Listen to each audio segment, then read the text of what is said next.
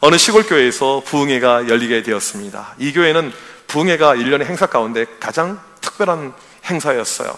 특별히 부흥회 때 교인들 밥을 해주기 때문에 이 교회에서 주방을 담당하는 이 팀장 박 권사님의 무게가 상당히 이제 컸던 것이죠. 그래서 주방팀을 조직하고 메뉴를 정하고 또 진수성찬으로 이 육의 양식도 영의 양식도 중요하지만 육의 양식을 잘 먹기 위해서 그렇게 만만한 준비를 하고 있었습니다. 이게 영적인 모임이잖아요. 그러니까 기도를 열심히 또 잘 해야 돼요. 이 중보기도 팀장인 김 권사님은 중보기도 팀원들을 데리고 금식하면서 열심히 기도로 부흥회를 준비하고 있었습니다. 그리고 첫날이 되었어요. 식사를 하러 이제 교인들이 내려와서 음식을 서빙하고 이렇게 끝나고 설거지하고 치워야 되는데 그날 설거지 당번인 김 권사님이 없는 것입니다. 권사님이 기도에 빠져서 이걸 깜빡하고 있었던 것이죠.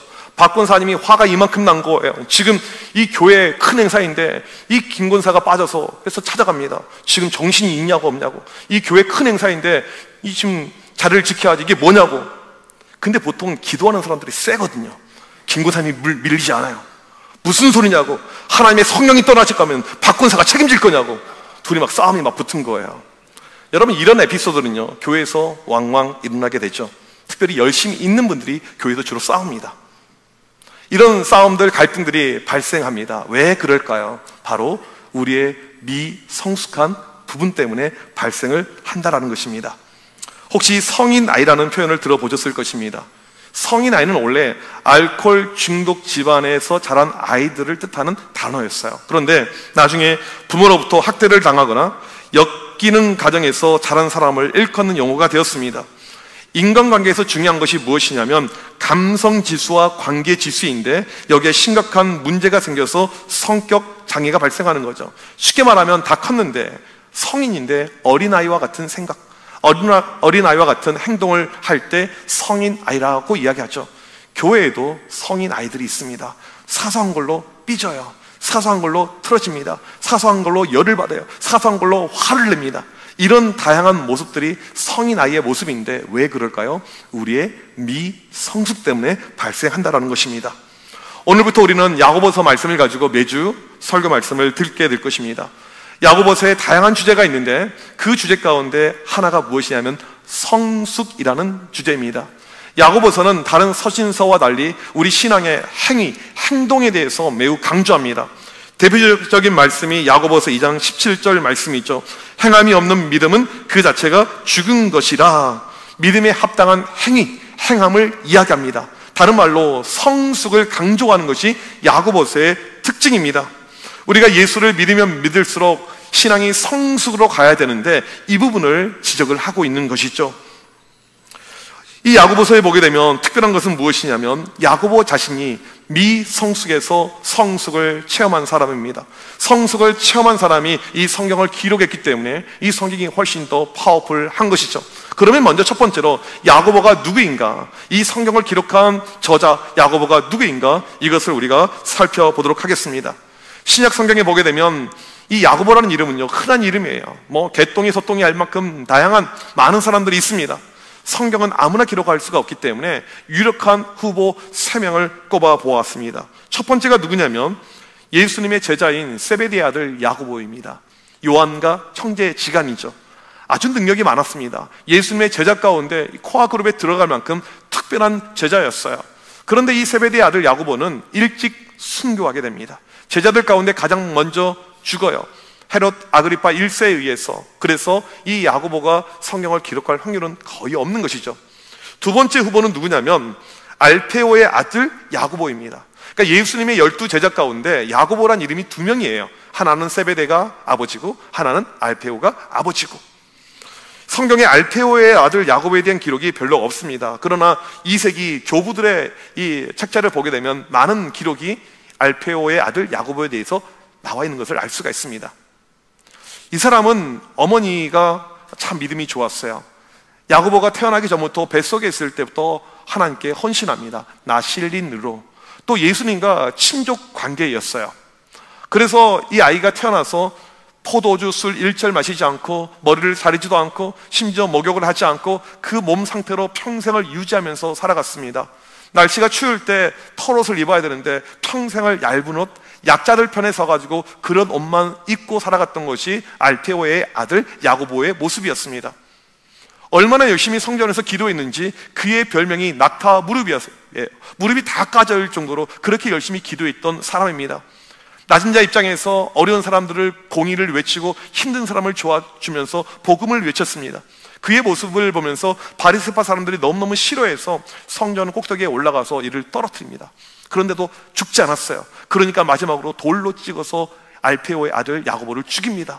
죽어가는 그 순간에 그가 했던 기도가 무엇이냐면, 주님, 저들은 저들의 행동을 모릅니다. 저들을 용서하여 주옵소서.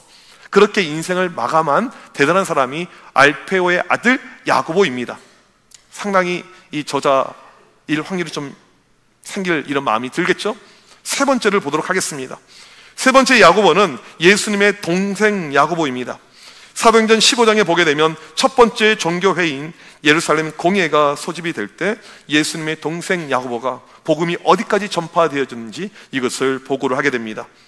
그리고 야고보의 설교로 이 공예가 마감을 하게 됩니다. 여러분, 총회가 열렸는데 마지막에 설교로 모든 것이 끝나게 되잖아요. 그때 설교한 사람이라면 얼마나 급이 높겠습니까? 그러니까 이 야고보가 예루살렘 교회에서 매우 급이 높은 것을 알 수 있습니다. 갈라디아서에 보게 되면 야고보를 예루살렘에서 주의 형제라고 부르고 있었습니다. 교회 강력한 리더십이었어요. 학자들은 이구동성으로 이 야고보가 예루살렘 교회, 요즘으로 말하면 담임 목사였을 거라고 이야기를 합니다. 사도행전 15장에 보게 되면 야고보의 설교에 나온 이 편지의 문안 인사가 오늘 본문 야고보서 1장 1절에 나온 것과 형식과 내용이 동일합니다.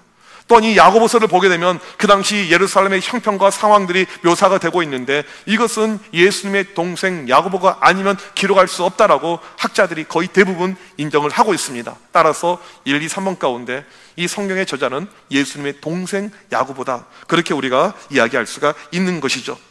그러면 이 대단한 야고보가 처음부터 믿음이 좋았는가, 신앙이 좋았는가? 그러지 않았다라는 것입니다. 미성숙 그 자체였습니다. 두 번째로 알 수 있는 것은 원래 야고보는 미성숙 그 자체였다라는 것입니다. 요한복음 7장 5절에 보게 되면 예수님을 믿지도 않았어요. 오히려 마가복음 3장 21절 말씀을 보게 되면 예수님을 미친 사람이라고 그 형제들과 함께 이야기한 것을 알 수가 있습니다. 예수의 친족들이 듣고 그를 붙들러 나오니 이는 그가 미쳤다 함이더라. 화면을 넘겨주세요. 이렇게 이야기할 만큼 예수님에 대해서 존재를 인정하지 않았어요. 그런데 예수님이 능력을 행하거든요. 기적을 행하거든요. 역사가 나타나거든요. 그러니까 어떤 마음이 들었냐면, 그러면 이거 잘하면 돈벌이가 될 것 같고 슈퍼스타가 될 것 같은데 갈릴리 총구석에 있지 말고 사람들이 많이 모이는 유대 땅으로 가면 좋겠다. 그렇게 또 제안을 합니다. 우리 요한복음 7장 3절을 같이 한번 읽도록 하겠습니다. 시작. 그 형제들이 예수께 이르되 당신이 행하는 일을 제자들도 보게 여기를 떠나 유대로 가소서. 이제 초막절이라는 3대 절기죠. 엄청나게 많은 사람들이 운집할 텐데 이 예루살렘 이런 데 가서 좀 슈퍼스타가 되어달라 그런 요청을 예수님의 형제들, 이 야고보를 포함한 형제들이 예수님께 요청을 했다라는 것입니다. 미성숙 그 자체이죠. 야고보의 시작을 보게 되면 우리보다 훨씬 못합니다. 여기에 있는 어떠한 사람보다 못한 존재가 바로 야고보예요. 재미난 것 하나는 무엇이냐면, 우리가 이 야고보서, 야고보 하잖아요. 헬라어로 발음하게 되면 야코보스인데 이 단어가 어디서 왔냐면 구약 히브리어 야곱에서 온 단어입니다. 구약 히브리어 야곱을 신약으로 음력하니까 야고보가 된 거예요. 그래서 구약의 야곱과 신약의 이 야고보는요 같은 이름이라는 것입니다. 여러분, 이 구약의 야곱의 이름의 뜻이 발꿈치를 잡는 자라는 것이잖아요.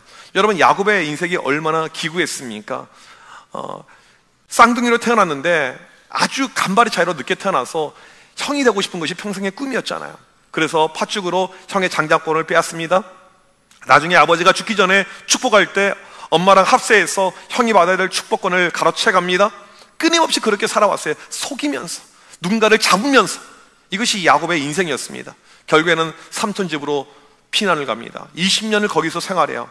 그 생활이 결코 행복하거나 매일 좋지는 않았습니다. 야곱이 죽기 전에 했던 이야기가 무엇입니까? 자기 인생 130년 험난한 세월이라고 이야기합니다. 험난한 세월. 근데 하나님께서 그렇게 야곱을 만들어 가셨어요. 비록 그의 인생은 130년 동안 험난했지만 하나님의 아들로, 하나님의 자녀로, 이스라엘로 변화되었던 과정이 야곱의 인생이죠. 신약의 야고보가 상당히 비슷해요. 처음에는 예수님을 인정하지도 않았습니다. 미쳤다고 했습니다. 돈이나 좀 벌어와라, 슈퍼스타가 되어라, 이런 어떤 마음을 가지고 있었습니다. 여러분, 야고보서를 읽게 되면요, 인생의 환난, 역경, 고통, 이것이 많이 나옵니다. 야고보가 다 겪은 거예요. 야고보 역시 이런 역경을 겪은 다음에 정금같이 나온 사람입니다. 야고보서를 읽게 되면요, 삶에 도움이 되는 격언들이 많이 나옵니다. 따라서 학자들이 이 야고보서를 신약의 잠언이라고 이야기를 하고 있습니다. 구약의 야곱처럼 기구하며 드라마틱한 삶을 살았는데 믿음의 사람이 된 것이 야고보라는 것입니다. 그렇다면 우리 가운데 궁금증이 발생하죠. 어떻게 이 야고보가 변화되었을까? 어떻게 이 야고보가 달라져서 예루살렘 교회를 이끌어가고 야고보서를 기록하는 믿음의 사람이 되었을까라는 질문이 우리에게 발생합니다. 예수님을 메시아로 인정하지 않았던 미성숙했던 야고보가 어떻게 예수님을 믿게 되었을까요? 고린도전서 이 15장에 보게 되면 부활하신 예수님께서 이제 사람들에게 등장한 장면이 나오게 됩니다. 많은 사람들에게 등장하는데 거기에 누가 등장하냐면 예수님의 동생 야고보가 등장합니다. 분명히 예수님 십자가에 죽으실 때까지는 예수님을 안 믿었거든요. 미쳤다라고 그렇게 이야기했거든요. 그런데 이 야고보, 예수님 존재에 대해서 긴가민가했던 야고보가 부활하신 예수님을 보면서 예수님을 만났다, 예수님을 주님을 확신했다라고 학자들이 이야기를 합니다. 부활하신 예수님을 보면서 이 야고보는 확실한 메시아구나, 하나님의 아들이구나라는 믿음이 생겼다라는 것입니다. 그러면서 이 야고보가 성숙된 믿음의 사람으로 달라지게 되는 것입니다. 세 번째, 이 신앙의 성숙이란 것은요, 예수님을 만날 때 시작하게 됩니다. 전에는 예수는 미쳤다, 미치광이다, 정신병자이다, 대중들 앞에서 돈이나 좀 벌어오자, 그렇게 사고를 가졌던 그가 예수님의 부활을 체험하고는 예수님을 나의 구주로 믿게 된 것입니다. 그리고 신앙의 성숙이 시작을 한 것이죠. 우리의 신앙의 성숙이란 것은요, 예수님을 나의 구주로 영접하는 그 순간에 시작을 하게 됩니다. 그 말은 무엇이냐면 예수님을 나의 구주로 영접한 체험이 없는 사람은요, 신앙의 성숙은요 없다라는 것입니다. 가끔 교회에서 우리가 속는 경우가 있어요. 이 권사님이, 이 집사님이 너무 열심을 다해서 섬깁니다. 그런데 알고 봤더니 예수님을 인격적으로 만난 적이 없어요. 그럼 나중에 분명히 뒤통수를 맞게 되죠. 이것을 가리켜서 우리가 속았다라고 이야기합니다. 특별히 우리 아이들 모습을 보게 되면 이 아이가 어렸을 때 참 예의가 발라요. 장로님, 권사님 하면서 인사도 너무너무 잘합니다. 앞에서 이렇게 찬양하고 율동할 때 보게 되면 너무너무 잘해요. 성경을 암송할 때 보게 되면 누구보다 잘합니다. 그리고 교회에서 착한 아이라고 그렇게 딱 얘가 만들어진 것이죠. 그런데 이 아이가 예수님을 나의 구주로 영접하지 못하고 이런 체험이 없다면 어느 순간에 삐그덕거리게 됩니다. 특별히 사춘기가 되게 되면 이 아이가 겉돌게 되는 것이죠. 이제 열심히 하지도 않아요. 그 다음에 방황합니다. 심지어는 교회를 떠나게 됩니다. 이런 일들이 얼마나 많이 있는지 모릅니다. 따라서 우리 아이들 삶의 가장 중요한 것은 무엇입니까? 예수님을 나의 구주로 영접하는 것. 우리 역시 동일합니다. 예수님을 만나는 체험이 있을 때 그 사람의 신앙의 성숙이 시작하게 된다는 것입니다. 오늘 이 시간 아직까지 예수를 나의 구주로 영접하지 못한 분이 있다면 이 시간을 통해서 예수를 그리스도로 영접하길 간절히 축복합니다. 야고보는 예수님을 만난 사람이니까 신앙의 성숙이 발생을 한 것입니다. 오늘 1절에서 이렇게 말합니다. 하나님과 주 예수 그리스도의 종 야고보는, 야고보서는 편지죠, 편지. 편지를 쓸 때는요, 보내는 사람 발신인이 나오게 됩니다. 야고보가 자기를 드러내고 있어요. 여러분, 보통 우리가 자기를 드러낼 때 어떻게 드러냅니까?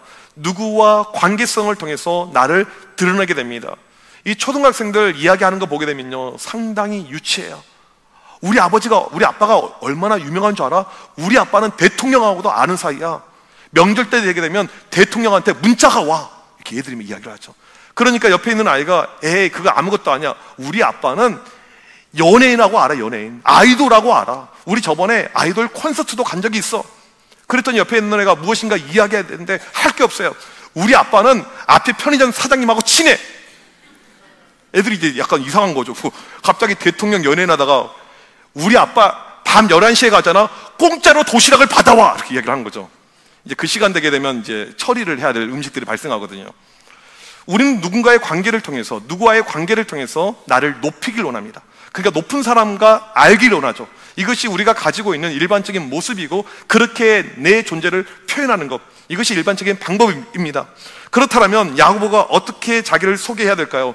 우리의 형은 메시아야, 우리 형은 예수야, 우리 형은 그리스도야, 그렇게 가는 것이 맞잖아요. 그런데 이 야고보가 지금 어떻게 자기를 소개합니까? 예수님의 동생 야고보, 그렇게 이야기하지 않습니다. 예수님을 주님이라고 이야기하고 있습니다.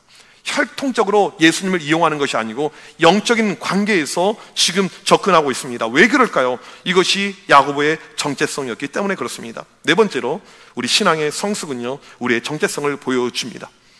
이 야고보는 예수님을 뭐라고 부릅니까? 주님이라고 불러요. 나는 예수님을 주로 모시고 살아가는 사람입니다. 이것이 야고보의 정체성이죠. 또 예수 그리스도의 종이라고 고백을 합니다. 이게 자기의 정체성이라는 것입니다.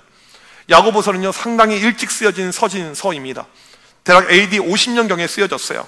성경 가운데, 신약의 27권의 성경 가운데 가장 먼저 쓰여진 성경 가운데 하나입니다. 이 당시 로마가 압제하고 있었던 이 시대에 종과 노예가 얼마나 많이 있습니까? 종은요, 내 것이 없어요. 누군가에게 속한 자가 종이죠. 이것이 노예의 어떤 모습입니다. 누군가에게 속해서 살아가는 거, 이 시대에도 보게 되면 물리적인 노예, 종은 없지만 여러 가지 노예와 종들이 있습니다. 물질의 노예, 돈의 노예, 자녀의 노예, 무엇인가에 속해 살아갈 때 그렇게 우리는 표현합니다. 진짜 성도는요, 예수 그리스도의 노예인 것을 믿으시길 바랍니다. 나는 주님께 속했다, 나는 주님께 속했다. 성경에서 이 종이라는 단어는요, 우리의 정체성을 뜻하는 단어입니다. 우리가 예수를 알기 전에 사망과 죄의 종으로 살았습니다.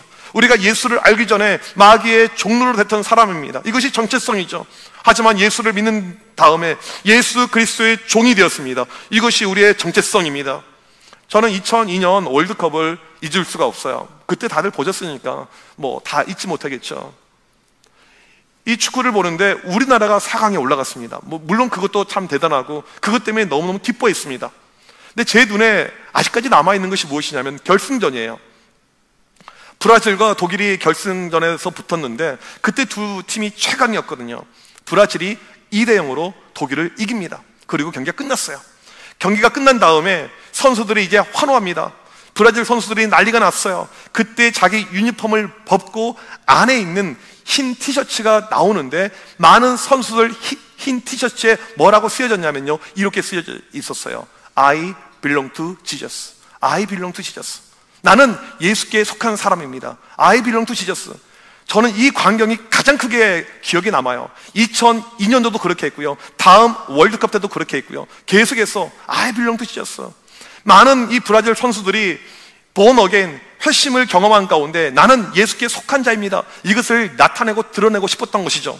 여러분, 지금 브라질 땅을 보게 되면요, 상당히 빠른 속도로 개신교가 올라가고 있는데 지금 개신교, 이 가톨릭 국가에서 개신교 비율이 25%를 돌파했습니다. 아마 몇 년 후에 가톨릭을 넘어설 거라고 그렇게 이야기를 하고 있어요.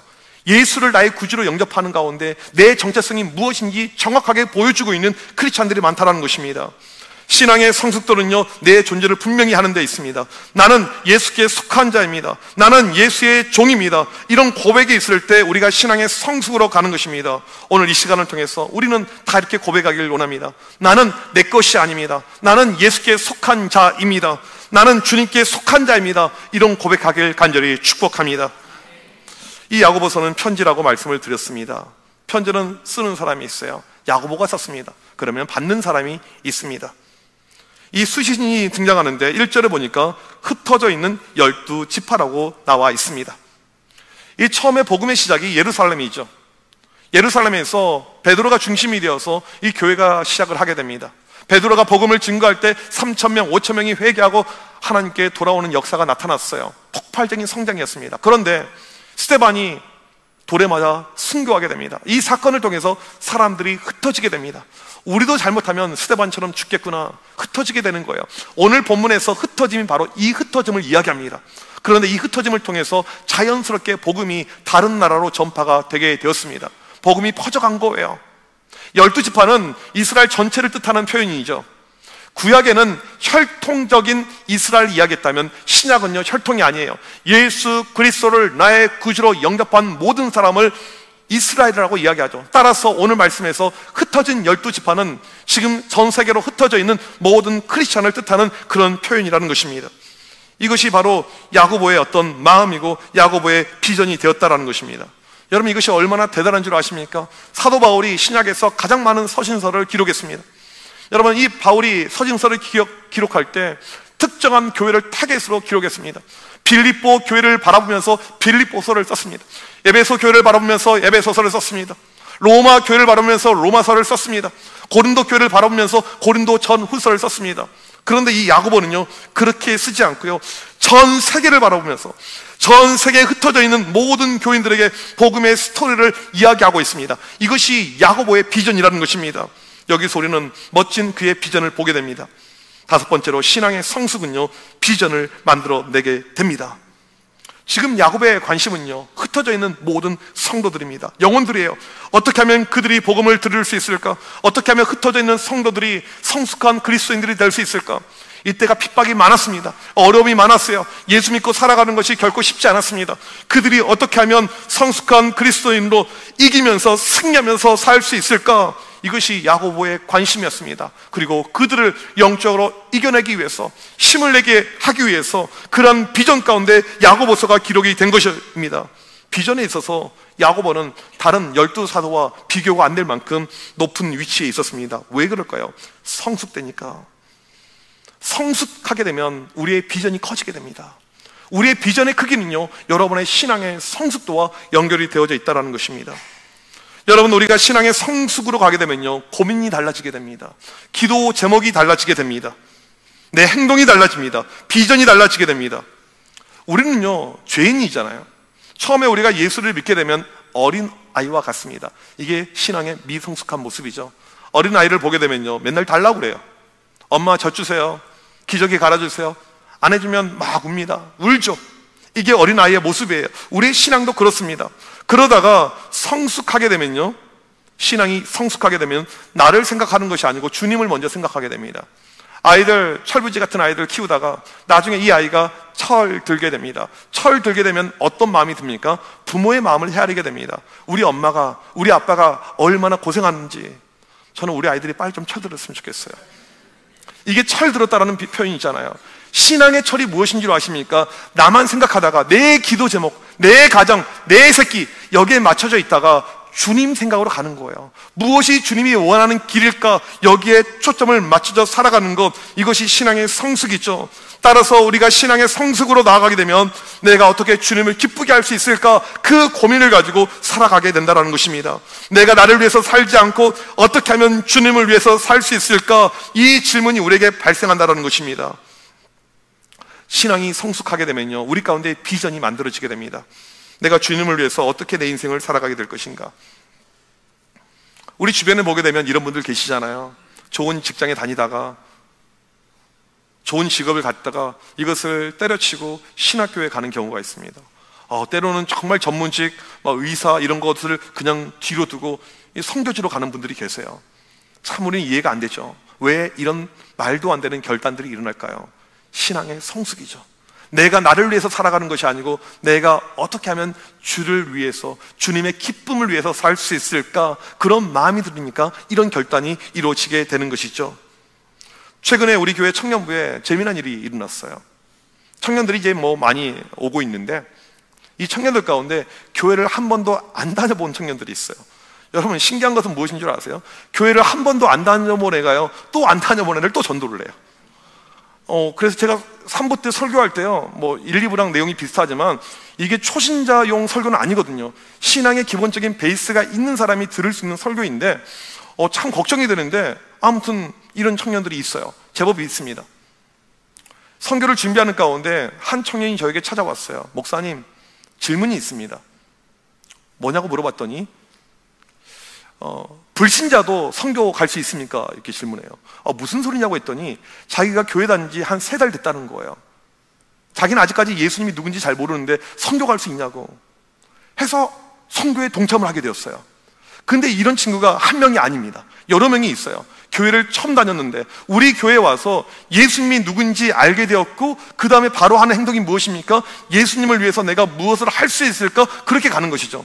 제가 느낀 바가 무엇이었냐면 신앙의 성숙이 신앙의 연수와 아무 상관이 없구나. 교회를 오래 다니면서도 아무런 헌신과 열정 없이 살아가는 사람이 정말 많은데 교회에 다닌 지 몇 달 만에 선교를 갈 수가 있구나. 그런 마음이 제 안에 들게 되었습니다. 여러분, 신앙의 연수는요, 어떻게 보면 그렇게 중요하지 않습니다. 우리 교회를 평생 열심히 섬기신 분들이 계실 것입니다. 50년, 60년 이렇게요. 이것보다 중요한 것이 무엇인 줄 아십니까? 신앙의 성숙도예요. 우리의 자랑은요, 내가 청암교회 60년 다녔다, 이것이 자랑이 아닌 내 신앙의 성숙이 자랑이라는 거죠. 왜냐하면 성숙이 진짜 모습이니까. 야고보는요, 다른 제자들보다 늦게 예수님 만났습니다. 늦게 믿었어요. 하지만 성숙하여서 열방을 품고 살아가는 인생이 되었다라는 것입니다. 우리 신앙의 방향과 목표가 어디에 있어야 됩니까? 성숙에. 내가 어떻게 하면 신앙의 성숙으로 갈 수 있을까? 이것이 우리에게 가장 중요하죠. 어느 교회에서 이 권사님이 새벽마다 기도하러 나오시는데 하루는 이런 기도 제목이 그 마음 가운데 생긴 것입니다. 내가 어떻게 하면 주님을 기쁘게 할 수 있을까? 근데 권사님이 연세가 70도 넘어서 이제 거동도 몸도 그렇게 좋지가 않아요. 허리도 굽었습니다. 또 권사님이 물질도 하나도 없습니다. 내가 어떻게 하면 주님을 기쁘게 할 수 있을까? 이 권사님 마음 가운데, 기도하는 가운데 이런 마음이 찾아온 거예요. 그리고 새벽 예배가 끝나고 교회 문 밖을 나가는데 이 교회 앞에 쓰레기가 이렇게 있는 거예요. 쓰레기를 줍게 되었는데 마음이 너무 기쁜 거예요. 내가 할 수 있는 것 이 정도 있겠구나 해서 이 권사님이 매일 새벽 예배가 끝나고 교회 앞을 청소하게 되었습니다. 여러분, 교회에서 어르신이 이렇게 청소하는 모습 금방 소문나잖아요. 그러니까 젊은 교인들이 도전받고 함께 교회 앞마당을 쓸고 깨끗하게 하는 그런 운동이 일어나게 되었어요. 여러분, 이 교회 앞마당을요, 은근히 많은 사람들이 봅니다. 지역에 있는 교회를 안 다니는 사람들이 보는데 어느 순간에 교회가 너무 말끔한 거예요. 너무 깨끗한 거예요. 야, 저 교회는 뭔가 잘 되나 보다, 좋겠구나, 이런 소문이 흘러가게 되었다라는 이야기를 들어보았습니다. 이 이야기를 듣는 가운데 우리 돌아가신 우상원 장로님이 떠오르더라고요. 제가 처음에 왔었을 때만 하더라도 이 장로님이 연세가 많으신데도 매일 새벽 예배 끝나고 교회 앞마당을 쓰셨습니다. 하루도 안 빠지고 매일 1년, 2년 다니고 수년 동안. 왜 이 연세가 많으신 장로님께서 그렇게 행동하셨을까? 장로님은 신앙의 성숙이 있었던 거죠. 내가 어떻게 하면 노인이지만, 노령이지만, 고령이지만 주님을 기쁘게 할 수 있을까? 그런 마음이 있었다라는 것입니다. 여러분, 교회를 몇 년 다니셨습니까? 얼마나 신앙의 성숙이 있습니까? 이제는 우리의 신앙의 방향이 주님의 기쁨이 돼야 되죠. 내 중심의 신앙이 아닌, 내 만족의 신앙이 아닌, 내 것을 챙기기 위한 신앙이 아닌 주님을 위한 신앙. 따라서 오늘도 우리는 이렇게 나가야 되죠. 어떻게 할 때 제가 주님의 기쁨을 위해서 살 수 있을까요? 제가 어떻게 할 때 주님의 기쁨이 될 수 있을까요? 이것이 우리의 고민이 될 줄 믿습니다. 이번 한 주를 살아갈 때, 아니 앞으로 우리가 인생을 살아갈 때 오늘 야고보가 했던 그 고민, 그의 실천처럼 우리 역시 신앙의 성숙으로 나아가길 원합니다. 우리의 신앙의 모습이 나에게 맞춰져 있는 것이 아니고 주님의 기쁨에 맞춰져서 그 기쁨을 향해서 나아가는 우리 모두가 되시길 주님의 이름으로 간절히 축복합니다. 우리 시간 자리에서 일어나셔서 함께 찬양하길 원합니다. 여러분, 우리의 삶에 무엇이 소망입니까? 무엇이 여러분이 원하는 것입니까? 성숙하는 것, 주님의 기쁨이 되는 것, 예수 닮기를 원합니다. 예수 닮기를 원합니다. 내 평생의 소원 다른 것이 아니고 예수 닮아가는 성숙된 믿음 나에게 허락하여 달라고 우리 시간 같이 찬양하도록 하겠습니다.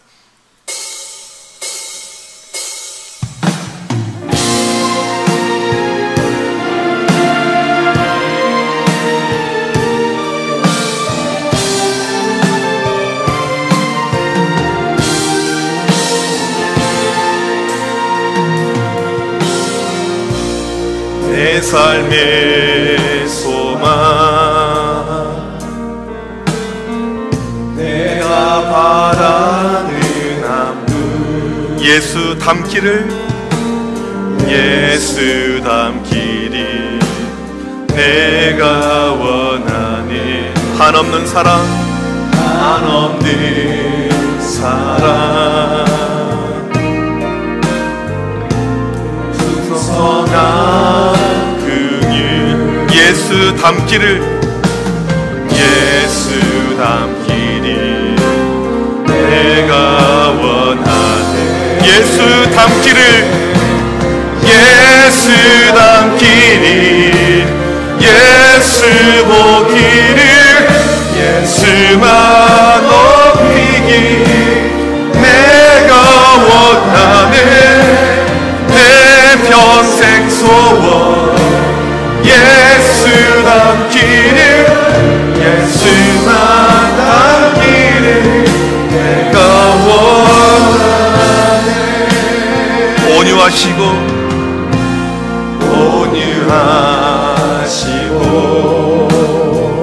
겸손하신 성품 겸손하신 성품 예수 닮기를 예수 닮기를 내가 원하네 자비하시고 위로자 되신 주님 위로자 되신 주님 예수 닮기를 예수 닮기를 내가 원하네 예수 닮기를 예수 닮기를 예수 보기를 예수만 높이길 내가 원하네 내 평생 소원 예수 닮기를 예수만 닮기를 내가 원하 예수 닮기를 예수 닮기를 예수 보기를 예수만 높이길 내가 원하네 내 평생 소원 예수 닮기를 예수만 닮기를 내가 원하네 이 시간 기도하실 때 예수 닮게 하여 주옵소서 내 평생의 소원 예수 닮은 성도 되는 것 되게 하여 주시옵소서 그냥 교회만 다니는 오래 다니는 성도가 아닌 성숙된 성도로 거듭나게 하여 주시옵소서 내가 예수 믿는 것이 나를 위함이 아니 오직 주를 위함이 되게 하여 주옵소서 주를 기쁘게 할 수 있는 주의 영광을 위해 살아갈 수 있는 믿음을 내 삶 가운데 허락하여 주시옵소서 우리 시간 주여 한번 외치고 간절히 기도합니다 주여 하나님 아버지 이 시간 간절히 기도합니다 예수 닮기를 원합니다 우리의 평생의 소원이 예수 닮는 것 되게 하여 주옵소서 하나님 나를 위해서 살아가는 것이 나를 위해서 헌신하는 것이 아니고 주님께 헌신하며 주님의 기쁨을 위해서 살아갈 수 있는 우리의 인생이 되게 하여 주옵소서 내 평생의 소원이 주님의 기쁨 되는 것 되게 하여 주옵소서 주여 이 시간 간절히 기도합니다 오직 주를 바라볼 수 있는 간절한 믿음을 우리 가운데 허락하여 주옵소서 평생에 주를 바라보는 간절한 믿음을 우리 가운데 허락하여 주옵소서 야고보처럼 성숙된 믿음을 가지고 성숙된 신앙을 가지고 달려나갈 수 있도록 인도하여 주옵소서 주여 이 시간을 통해서 다시 한번 우리 가운데 놀란 결단의 역사가 나타나게 하여 주옵소서 주님의 기쁨이 될 수 있는 모든 믿음의 백성들 될 수 있도록 인도하여 주옵소서 신앙의 성숙이 우리의 신앙의 목표가 되게 하여 주옵소서 예수를 닮아가며 오늘도 예수님의 기쁨을 위해서 살아가는 복된 믿음의 모든 백성들 되게 하여 주옵소서 주의 시간을 통해서 기름 부어 허락하여 주옵소서 오직 주의 그 놀라신 은혜 가운데 예수 닮아가는 그 길을 걸어갈 수 있도록 하나님 평생의 소원 오직 주를 기뻐하며 예수 닮아가는 모든 백성들 될 수 있도록 하나님 역사하여 그런 믿음 가운데 할 수 있도록 도와주시옵소서